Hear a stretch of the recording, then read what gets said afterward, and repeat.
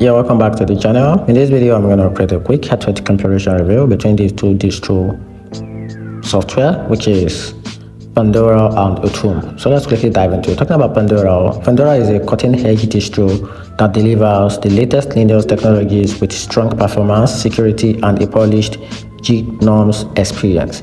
It's great for developers and enthusiasts who want fast updates, well-land by default, and a distro closely aligned with upstream Linux. The downside is that it's shorter release cycle and a less beginner-friendly setup, which might require extra tweaking.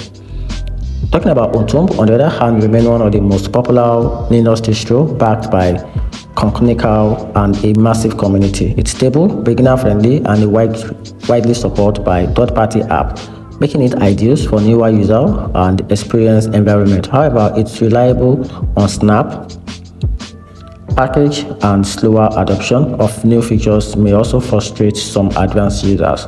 So if you want stability and ease of use, Ubuntu wins, and if you want cutting-edge innovation, Fedora is the best pick on that aspect. And that's it. Hope you find the video helpful. Turn on the notification button and subscribe for more.